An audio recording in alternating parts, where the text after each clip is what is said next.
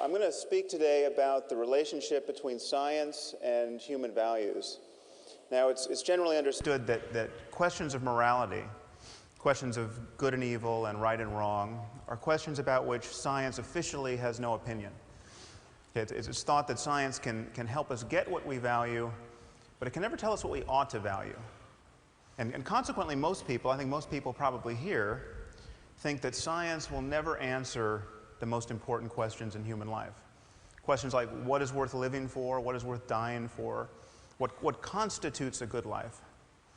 So I'm going to argue that this is an illusion, that the separation between science and human values is an illusion, and actually quite a dangerous one at this point in human history. Now, it's often said that science cannot give us a foundation for morality and human values because science deals with facts, and facts and values seem to belong to different spheres. It's often thought that there's no description of the way the world is that can tell us how the world ought to be. But I think this is quite clearly untrue. But values are a certain kind of fact.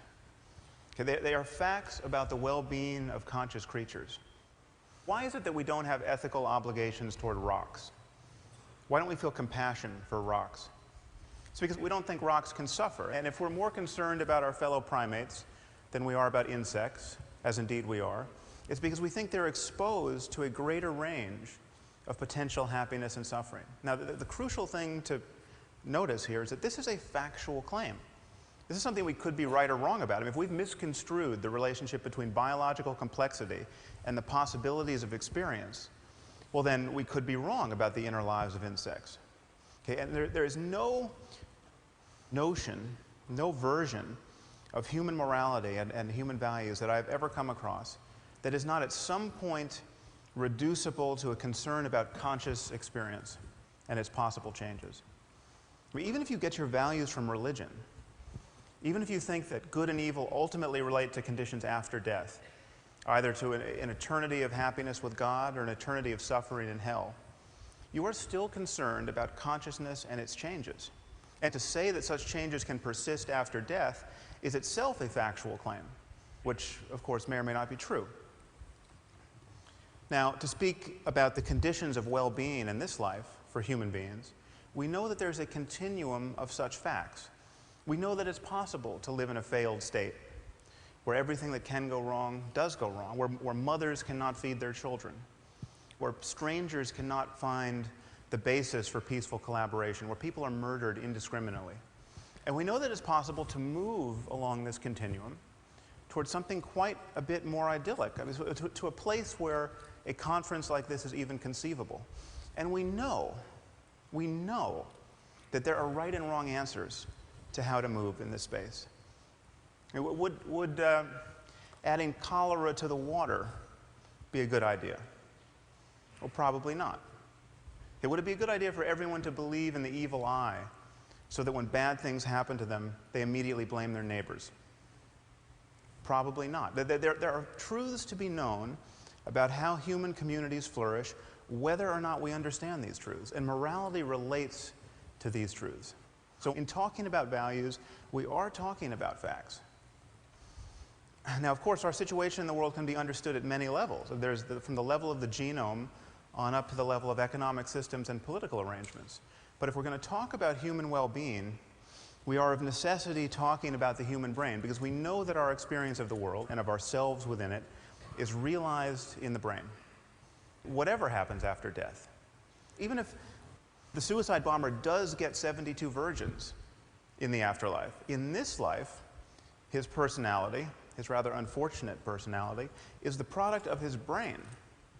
Okay, and so the contributions of culture, if culture changes us, as indeed it does, it changes us by changing our brains. And so therefore, whatever cultural variation there is in how human beings flourish can, at least in principle, be understood in the context of a maturing science of the mind, neuroscience, psychology, etc. So what I'm arguing is that values reduced to facts about the conscious experience of conscious beings, and we can therefore visualize a space of possible changes in the experience of these beings. And I think of this as a kind of moral landscape with peaks and valleys that correspond to differences in the well-being of conscious creatures, both personal and collective. And one thing to notice is that perhaps there are states of human well-being that we rarely access, that few people access, and these await our discovery. Perhaps some of these states can be appropriately called mystical or spiritual. Perhaps there are other states that we can't access because of how our minds are structured, but other minds possibly could access them. Now, let me be clear about what I'm not saying. I'm not saying that science is guaranteed to map this space, or that we will have scientific answers to every conceivable moral question. I don't think, for instance, that you will one day consult a supercomputer to learn whether you should have a second child, or whether we should bomb Iran's nuclear facilities, or whether you can deduct the full cost of TED as a business expense. But if questions affect human well-being, then they do have answers, whether or not we can find them. And just admitting this, just admitting that there are right and wrong answers to the question of how humans flourish, will change the way we talk about morality, and will change our expectations of human cooperation in the future. And for instance, there are 21 states in our country where corporal punishment in the classroom is legal, where it is legal for a teacher to beat a child with a wooden board hard, raising large bruises and blisters and even breaking the skin. And hundreds of thousands of children, incidentally, are subjected to this every year. The locations of these enlightened districts, I think, will fail to surprise you. We're not talking about Connecticut. And the rationale for this behavior is explicitly religious. The creator of the universe himself has told us not to spare the rod lest we spoil the child. This is in Proverbs 13 and 20 and I believe 23. But we can ask the obvious question, okay, is it a good idea, generally speaking, to subject children to pain and violence and public humiliation as a way of encouraging healthy emotional development and good behavior? Okay. Is there any doubt that this question has an answer and that it matters? Now, many of you might worry that the notion of well-being is truly undefined and seemingly perpetually open to be reconstrued. And so then how, therefore, can there be an objective notion of well-being? Well, consider by analogy the concept of physical health. I mean, the concept of physical health is undefined, as we just heard from Michael Spector. It has changed over the years.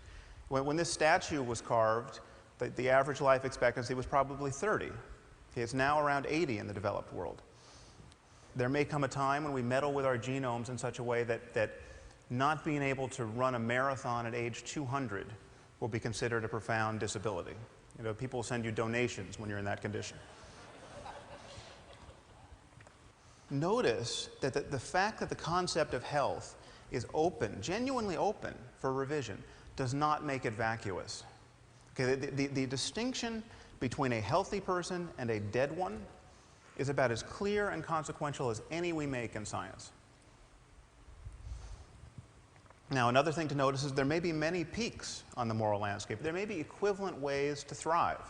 Okay, there may be equivalent ways to organize a human society so as to maximize human flourishing. Now, why wouldn't this undermine an objective morality? Well, think of how we talk about food. I would never be tempted to argue to you that there must be one right food to eat. There's clearly a range of materials that constitute healthy food. But there's nevertheless a clear distinction between food and poison. Okay, the fact that there are many right answers to the question, what is food, does not tempt us to say that there are no truths to be known about human nutrition. Now, many people worry that a universal morality would require moral precepts that admit of no exceptions. So, for instance, if it's really wrong to lie, it must always be wrong to lie. And if you can find an exception, well, then there's no such thing as moral truth.